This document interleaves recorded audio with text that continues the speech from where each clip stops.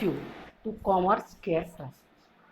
आज हम लोग बीकॉम पार्ट 1 फाइनेंशियल अकाउंटिंग के हायर परचेज चैप्टर के दूसरे वीडियो को लेकर के आप लोगों के सामने। मेरे प्यारे बच्चों, हायर परचेज सिस्टम चैप्टर में प्रीवियस वीडियो में हम लोगों ने सीखा था कि हायर परचेज सिस्टम क्या होता है, हायर परचेज सिस्टम में कितने पार्टी की इन्वॉल्वमेंट होती है, हायर परचेजर कौन होता है, हायर वेंडर कौन होता है, और फाइनेंशियल इंस्टीट्यूशन का हायर परचेज ट्रांजैक्शन में क्या रोल है।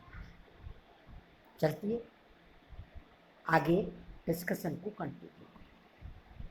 आज हम लोग सीखेंगे इम्पॉर्टेंट टर्म्स।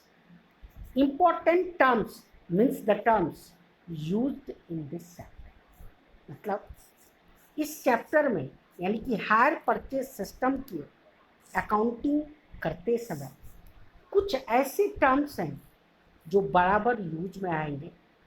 तो चैप्टर की कुछ भी डिस्कशन करने से पहले ज़्यादा इम्पॉर्टेंट ये है जो हम उन सारे इम्पॉर्टेंट टर्म्स को पहले समझें, जिसमें पहला टर्म्स है cash price.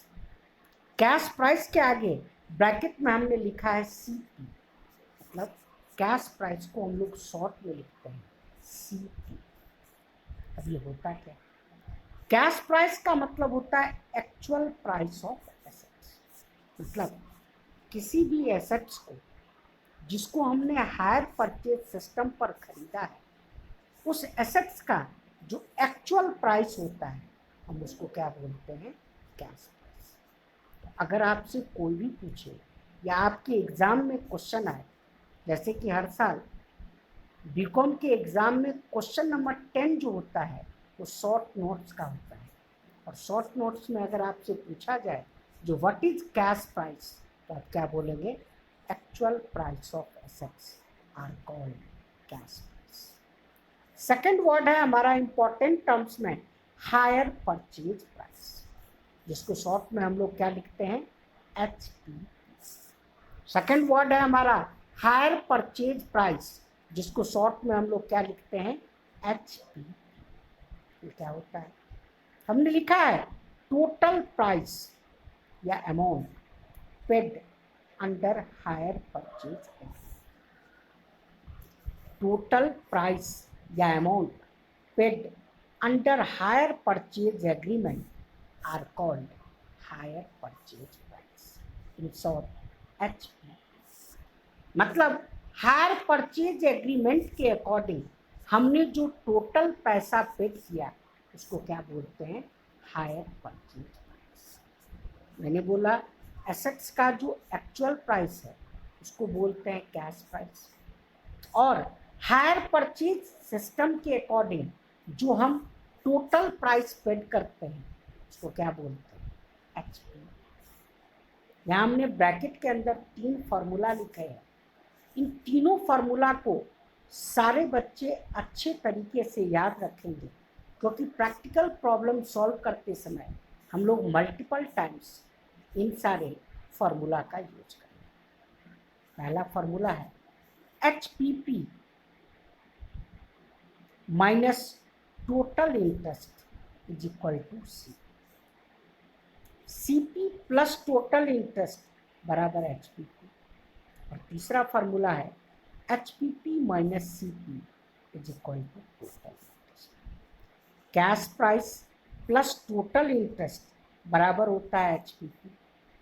HPP minus total interest बराबर होता है कैश प्राइस, और HPP माइनस CP बराबर क्या होता है? Total interest. अब इस HPP और CP को हम लोग एक एग्जाम्पल के थ्रू समझते हैं। नीचे हमने एक एग्जाम्पल लिया है। मान लीजिए मिस्टर एक्स ने एक टीवी खरीदा। मिस्टर एक्स की नई नई शादी हुई। अब मिस्टर एक्स की अगर शादी हुई तो मिस्टर एक्स को अपने बीवी के लिए क्या चाहिए? टीवी। मिस्टर एक्स के पास उतने पैसे थे नहीं। हिम्मत करके दुकान तक पहुंचे उन्होंने दुकानदार से पूछा, भाई ये टीवी कितने का है? उसने बोला 10,000। यानी कि टीवी का प्राइस कितना है? 10,000। तो 10,000 जो ये टीवी का प्राइस है वो हम लोगों का क्या कहेंगे? Cash price. क्योंकि मैंने अभी बोला था कि एक्चुअल प्राइस ऑफ एसेट्स को क्या बोलते हैं? सीपी। तो सीपी कितना हो गया?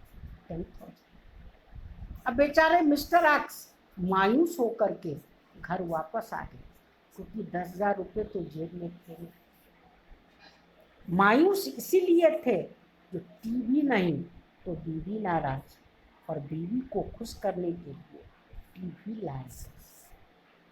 अगले दिन मायूस होकर के ऑफिस पहुंचे। एक मित्र ने बोला कि भाई मिस्टर एक्स मायूस क्यों? उन्होंने अपनी समस्या बताई। मित्र ने सजेस्ट किया कि भाई टेंशन की कोई बात नहीं है, तू ये टीवी हायर परचेज सिस्टम पर ले। मित्र ने एक्स को साथ लेकर के दुकान तक गए और दुकानदार से बात की कि भाई इनको ये टीवी आप हायर परचेज सिस्टम पर दे। दुकानदार ने बोला ठीक है। सारे लीगल फॉर्मेलिटीज को कंप्लीट किए। दुकानदार ने बोला ऐसा कीजिए, आप 1,000 रुपया हमको तुरंत दे दीजिए। यानी कि इनिशियल पेमेंट, डाउन पेमेंट कितना किया मिस्टर एक्स ने? 1,000। और बाकी का पेमेंट बोला गया जो आपको 2,000 रुपये के 5 इंस्टॉलमेंट में करना। मिस्टर एक्स खुशी खुशी 1,000 रुपया दे करके और 5 इंस्टॉलमेंट का कमिटमेंट करके टीवी लेके घर पहुँचे। टीवी भी आ गई, बीवी भी खुश, मिस्टर एक्स की जिंदगी अच्छे तरीके से चली। अब इस स्टोरी के थ्रू हम लोग सीपी और एचपीपी को समझते हैं। मिस्टर एक्स जब टीवी खरीदने पहुंचे थे तो टीवी का क्या प्राइस बताया गया था? 10,000। वो एक्चुअल प्राइस ऑफ एसेट्स है, यानी कि सीपी है कितना? 10,000। मिस्टर एक्स ने टीवी हायर परचेज सिस्टम पर खरीदा और टोटल प्राइस उनको कितना देना पड़ेगा? 1,000 रुपया डाउन पेमेंट और 2,000 का 5 इंस्टॉलमेंट, यानी कि 2,000 इंटू 5 तो 10,000 प्लस 1,000, टोटल प्राइस कितना हो गया? 11,000। ये जो टोटल प्राइस है 11,000, ये क्या हो गया? एचपी। मेरे हिसाब से इस एग्जाम्पल के थ्रू आप लोगों ने 2 टर्म्स जरूर समझ लिए होंगे, सीपी और एचपी। सीपी क्या होता है? एक्चुअल प्राइस ऑफ एसेट्स को हम लोग क्या बोलते हैं? सीपी। और total price paid under hire purchase agreement, उसको क्या बोलते हैं? एचपी। चलिए चलते हैं इंपॉर्टेंट टर्म्स में तीसरे टर्म की तरफ, और तीसरा टर्म है हमारा down payment, DOWN, down payment, जिसको शॉर्ट में क्या बोलते हैं? डी। डाउन पेमेंट क्या होता है? Initial payment made at the time of signing of agreement. Higher purchase agreement को साइन करते समय जो हम इनिशियल पेमेंट करते हैं, स्टार्टिंग में पेमेंट करते हैं, उसको क्या बोलते हैं? डाउन। क्लियर है? जैसे हमने जो अभी एग्जाम्पल दिया था, उस एग्जाम्पल में मिस्टर एक्स ने इनिशियल कितना पेमेंट किया था? 1,000। वो इनिशियल पेमेंट जो 1,000 रुपये का है उसको क्या बोलेंगे? डाउन। चौथा हमारा इंपॉर्टेंट टर्म्स है इंस्टॉलमेंट। हमने एरो दे करके लिखा है, जब payment made in different time intervals are called instalment. जी हाँ मेरे प्यारे बच्चों, याद रखिएगा इंस्टॉलमेंट क्या होता है? The payments made in different time intervals are called installments. अलग अलग समय अवधि पर जो हम पेमेंट करते हैं उसको क्या बोलते हैं? इंस्टॉलमेंट। हमने जो पैसा इनिशियली पेमेंट कर दिया उसको बोलते हैं डाउन पेमेंट, और अलग अलग समय पर जो हम पेमेंट करेंगे उसको क्या बोलते हैं? इंस्टॉलमेंट। अगर एग्जाम में क्वेश्चन आए व्हाट इज इंस्टॉलमेंट तो क्या लिखेंगे? Payments made in different time intervals are called installments.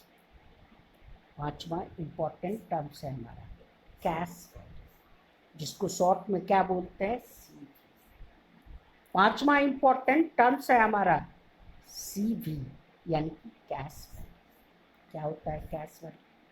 हमने लिखा है actual value of installments are called cash value. यहाँ याद रखना है actual value of installments are called cash value, क्योंकि हम अच्छे तरीके से ये बात जानते हैं जो इंस्टॉलमेंट जब भी होगा उसमें इंटरेस्ट का एलिमेंट एडेड होगा।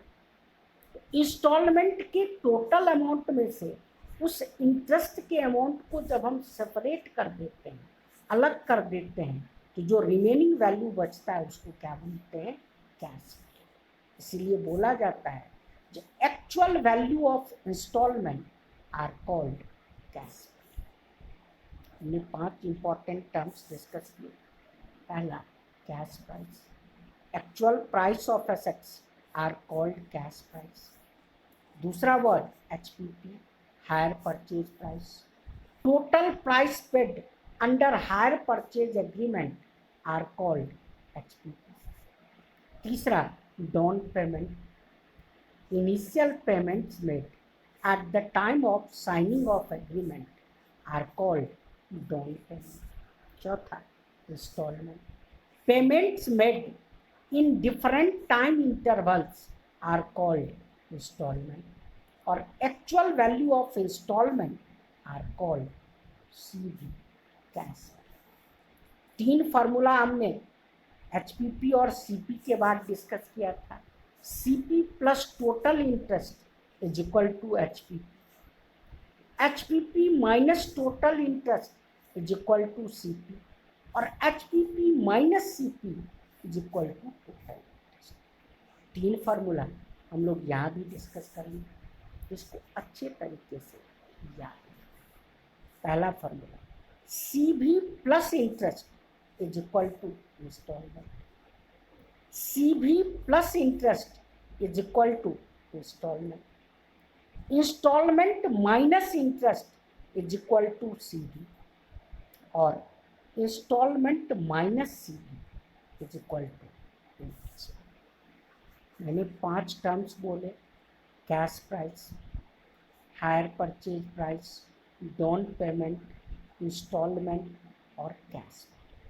6 फार्मूला मैंने बताया, जिसको अच्छे तरीके से याद रखना। CP plus total interest is equal to HPP, HPP minus total interest is equal to CP, HPP minus CP is equal to total interest, CV plus interest is equal to installment, installment minus interest is equal to CV, और installment minus CV is equal to interest। ये सारी बातें तो हमने theoretical बताया आपको hire purchase से related. अब हम लोग ये डिस्कस करते हैं जो अगर हमको अकाउंटिंग करनी है, अगर क्या कन्फर्मली हम लोगों को अकाउंटिंग सीखनी है हायर परचेज का, तो उसके लिए क्या करना। हमने हेडिंग दिया following steps are followed for accounting under HPS, यानी कि hire purchase. Following steps are followed for accounting under hire purchase system. तो हायर परचेज सिस्टम में अकाउंटिंग के पर्पज से क्या करते हैं। स्टेप 1 यानी कि पहला काम है prepare analytical table. Step 2 make journal entries and ledger in the books of hire purchase, और step 3 is make journal entries and ledger in the books of hire. जी हाँ मेरे प्यारे बच्चों, याद रखिएगा जो अकाउंटिंग के पॉइंट ऑफ व्यू से हायर परचेज के चैप्टर में हम लोग को 3 काम करना।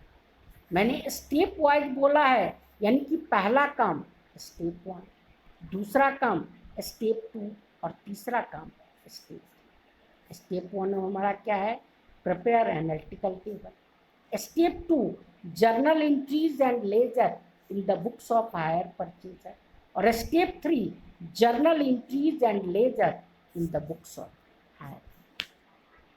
आज के लिए बस इतना ही। धन्यवाद। मिलते हैं अगले वीडियो में और डिस्कस करते हैं एनालिटिकल टेबल से हायर परचेज की अकाउंटिंग। धन्यवाद।